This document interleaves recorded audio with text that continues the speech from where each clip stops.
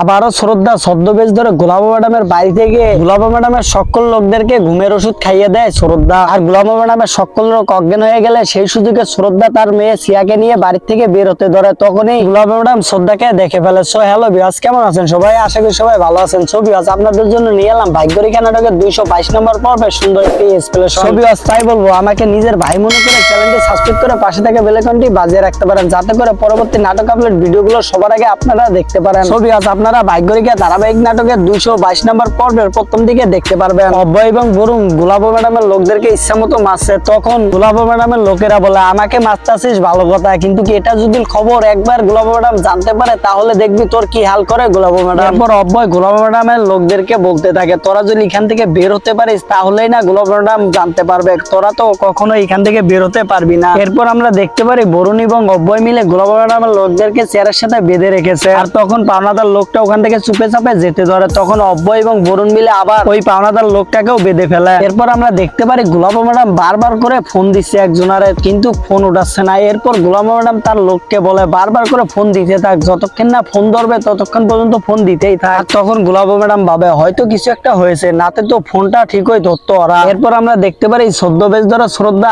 আস্তে আস্তে গাজর কাটছিল। তখনই ওখানে গোলাপ ম্যাডাম এসে শ্রদ্ধার কাছ থেকে চাকুটি নিয়ে বলে, খুব চালু চালু করে হাত চালিয়ে কাজ কর, আর খুব শীঘ্রই রান্না করতে হবে, আমি খেয়ে এক জায়গায় যাবো। এরপর শ্রদ্ধা গোলাপ ম্যাডামকে বলে, ম্যাডাম আমি আস্তে ধীরে কাজ করতেছি যাতে করে খাবারটা অনেক সুন্দর হয় এবং আপনি খেয়ে মজা পান। আর শ্রদ্ধার কথা শুনে গোলাপ ম্যাডাম ওখান থেকে চলে যায়। এরপর আমরা দেখতে পারি শ্রদ্ধা খাবারের সাথে অজ্ঞান হওয়ার ওষুধ বের করে তরকারির সাথে মিশিয়ে দেয়। এর পরের দৃশ্যে আমরা দেখতে পারি গোলাপ ম্যাডাম অনেক রেগে রয়েছেন। আর আমরা দেখতে পারি তখনই ওখানে বরুণও চলে এসেছে। আর আমরা এদিকে দেখতে পারি গোলাপ ম্যাডাম অনেক রেগে রেগে বলছে, আমাদের লোকগুলো আজও কি এই দুনিয়ায় রয়েছে নাকি উপরে চলে গেছে? এক এক করে আমার সাথে সবগুলো লোক উধাও হয়ে যাচ্ছে। এরপর আমরা দেখতে পারি গোলাপ ম্যাডামের একজন লোক গোলাপ ম্যাডামকে বলছে, ম্যাডাম আমাদের যে লোকগুলো দীপান্বিত পরিবারে গেছে সেই লোকগুলো আর ফিরছে না ম্যাডাম, এই বিষয়টা তো আমি কিছুই বুঝছি না। আর এদিকে বরুণ মনে মনে ভাবতেছে, আরে গোলাপ ম্যাডাম কি সবকিছু জেনে গেল নাকি? এরপর আমরা দেখতে পারি গোলাপ ম্যাডাম অনেক রেগে গিয়েছে আর রেগে রেগে বলছে, আমার তো এই পুরানা শত্রু আমার পিছু ছাড়ছে না, আজকে এই দীপান্বিত পরিবারের বংশ নির্বংশ করে দেবো, আর তোরা সকলে আমার সাথে চল, গাড়িটা বের কর তোরা। এরপর আমরা দেখতে পারি অভয় শ্রদ্ধাকে ফোন দিয়েছে। আর শ্রদ্ধা বলছে, তুমি আমাকে ভিডিও কল দাও, আমি তোমাকে তোমার মেয়ে সহ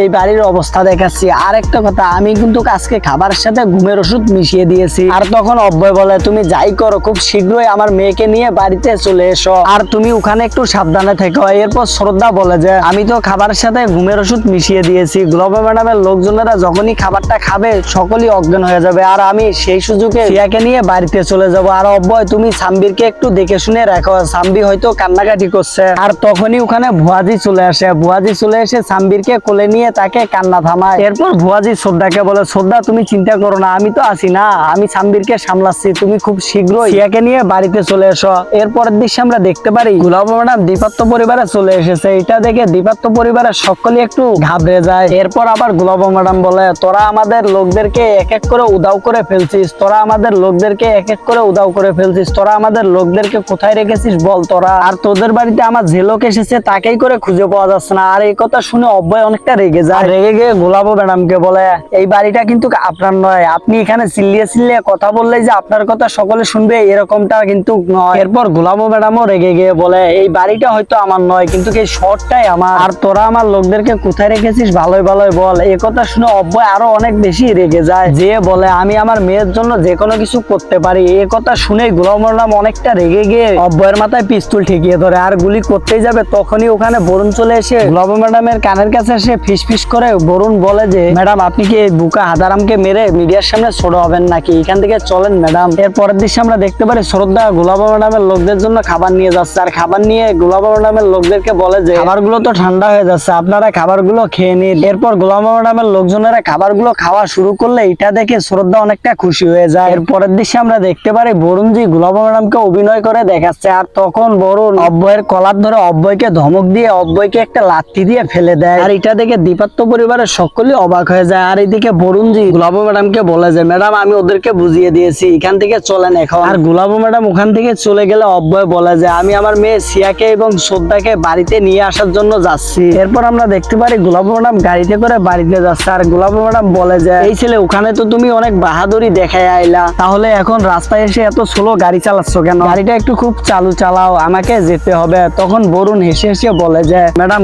আগের ড্রাইভার তো গাড়িটা নষ্ট করে রেখেছে, এই জন্য গাড়িটা এত স্লো চলছে, আমি গাড়িটা দেখছি কি হয়েছে। বরুণ গাড়ি থেকে নেমে গাড়িটা দেখছিল আর মনে মনে ভাবছিল শ্রদ্ধা কি ওদিকে কাম শেষ করতে পেরেছে, আর এদিকে গোলাপ ম্যাডাম বারবার করে তার লোকদেরকে ফোন দিচ্ছে আর ভাবছে ওদের কি কিছু হলো নাকি। এবং সেই সাথে এর পরের দৃশ্যে আমরা দেখতে পারি শ্রদ্ধা গোলাপ ম্যাডামের সকল লোকদেরকে ঘুমের ওষুধ খাইয়ে অজ্ঞান করে ফেলেছে। আর এদিকে আমরা দেখতে পারি গোলাপ ম্যাডাম বরুণের মাথায় বন্দুক ধরেছে আর বরুণ বলছে ম্যাডাম কি করছেন? ম্যাডাম আমাকে কিছু বলতে হবে না, গাড়ি ঠিক হয়ে গেছে, খুব শীঘ্রই আমি যাচ্ছি। আর এরপর আমরা এদিকে দেখতে পারি শ্রদ্ধা তার মেয়ে সিয়াকে কোলে নিচ্ছে। শ্রদ্ধা সিয়াকে নিয়ে যখন বাড়ি থেকে বেরোতে ধরে তখনই শ্রদ্ধা দেখতে পারে অব্যয় একটা গাছের পিছনে লুকিয়ে লুকিয়ে তাকে দেখছে। আর এটা দেখে শ্রদ্ধা একটা শান্তির নিঃশ্বাস নিয়ে বাড়ি থেকে বেরোতেই যাবে তখনই দেখতে পারে গোলাপ ম্যাডাম বাড়িতে চলে এসেছে। আর গোলাপ ম্যাডাম চলে এসে গাড়িটাকে পার্কিং করিয়ে শ্রদ্ধার সামনে যায়। শ্রদ্ধার সামনে যেয়ে শ্রদ্ধার মাথায় পিস্তল ঠেকিয়ে বলে যে কিছু সময় বাড়িতে ছিলাম না, তাতেই তোর এই অবস্থা, বল তুই এই মেয়েকে নিয়ে কোথায় যাচ্ছিলি? আর এসব কথা শুনে শ্রদ্ধা অনেকটা ঘাবড়ে যায় আর শ্রদ্ধা কি বলবে ভেবে পাচ্ছিল না। ছবি আছে, এই ছিল ভাগ্যরেখা নাটকের 222 নম্বর পর্বে সুন্দর একটি এক্সপ্লেনেশনটি কেমন লাগলো কমেন্ট করে জানাতে ভুলবেন না। আর সকলেই ভালো থাকবেন, সুস্থ থাকবেন, দেখা হচ্ছে পরবর্তী নাটক আপলোড ভিডিও নিয়ে। সেই পর্যন্ত আপনারা সকলেই ভালো থাকেন, সুস্থ থাকেন।